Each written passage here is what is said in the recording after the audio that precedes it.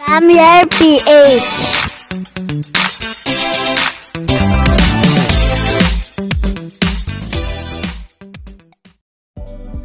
Hi guys! Welcome back sa aking channel. For today's video guys, andito tayo sa ating mini farm. Yan, kukuha kasi tayo guys ng ARC dito sa ating mini farm. Yan, meron kasi tayong pa-order ngayon guys. I-deliver natin mamaya.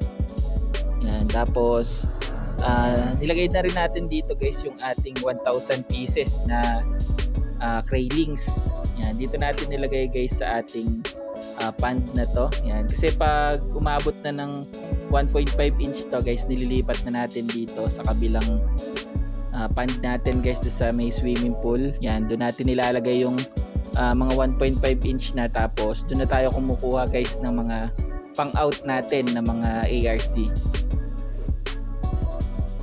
Yan, yung concrete pond kasi natin guys doon sa isang pond natin. Yan, bali meron na kasi mga craylings doon guys, mga 3 weeks to 4 weeks old na yung craylings na naandun, kaya wala pa tayong makukuha doon guys na pang out natin, kaya dito muna tayo kumuha sa ating mini farm. Yan, bali nandito na kasi guys yung mga 3 inches pataas na size ng ating mga ARC, kaya dito tayo kukuha guys ng i-deliver natin mamaya guys, kaya update ko kayo mamaya guys.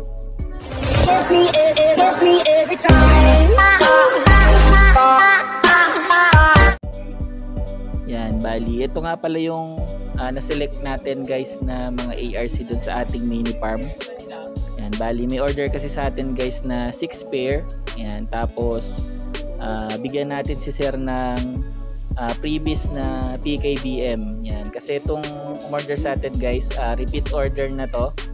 Yan, bali nag-order na rin siya dati ng 6 pair, bali pangalawang batch na to guys. Yan, kaya update ko kayo mamaya guys pag naandun na ako.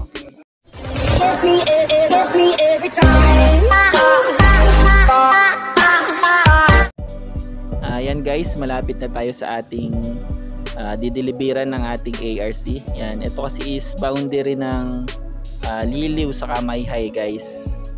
Yan, ito nga palang pupuntahan natin guys is isang resort. Yan, Harmonia Resort guys. Bali under construction pa yung kanilang resort guys, kaya sa susunod yan, pwede nang mag-visit dito sa kanilang area dito guys sa Harmonia Resort, dito sa Mayhay Laguna.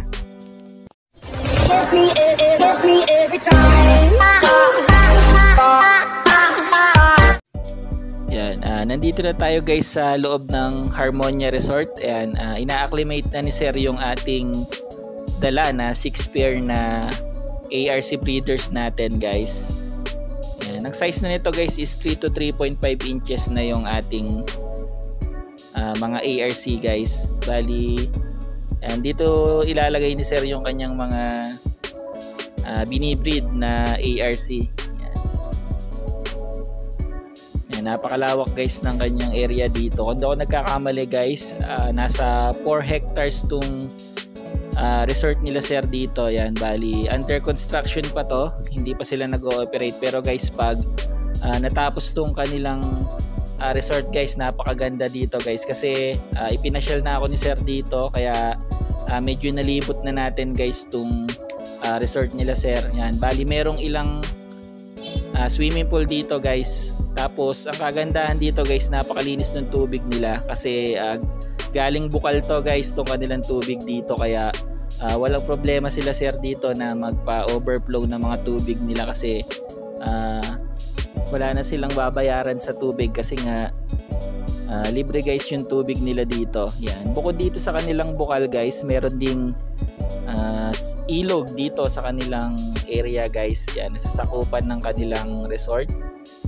Yan, napakaganda dito guys at napakalamig ng klima, kasi nga napakaraming puno. Yan, tapos napakaganda ng view nila dito guys.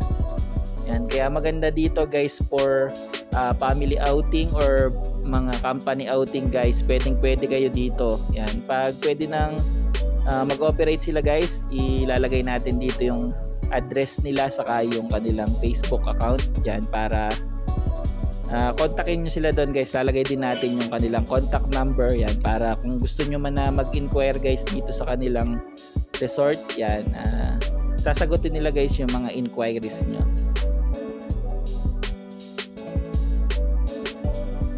Napakalamig guys ng klima dito, lalo na kung summer guys, medyo mahangin yung area nila dito. Yan, saka napakaganda guys yung tubig nila kasi galing sa bukal, yan dire-diretso yung tubig nila. Wala na silang problema guys na ma-overfeed yung kanilang mga crayfish dito kasi nga tuloy-tuloy guys yung daloy ng tubig nila. Ayan, kung mapapansin nyo guys yung kabomba nila na water plants, yan napakaganda guys, buhay na buhay. Saka napakalinis guys, clear na clear yung tubig nila guys. Pwedeng inumin din to guys yung kanilang tubig dito. Yan, bali second order na ni Sir to. Yung unang order na dineliver natin dito guys is yung iba ay nag-molt na. Yan, kasi halos 1 week or 2 weeks na siguro nung unang umorder si Sir sa atin ng mga ARC. Yan, yung gantong size kasi guys pwede na mag-breed to. Ayan yung ating Cramier line guys na ARC.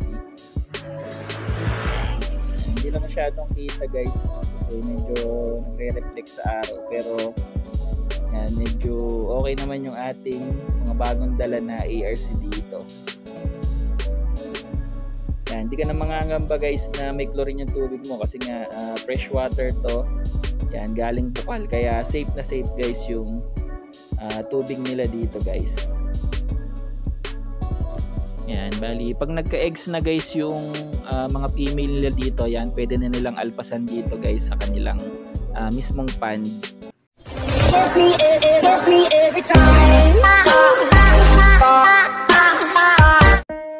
Ayan guys, bali pauwi na tayo. Ayan, maraming salamat kay Sir Jake na pinayagan niya tayo na mag-video dito guys sa kanilang resort kahit hindi pa nag-ooperate. Ayan, so paano guys, dito ko natatapusin tong video na to. Maraming salamat sa lahat ng nanood. Peace out. Every time.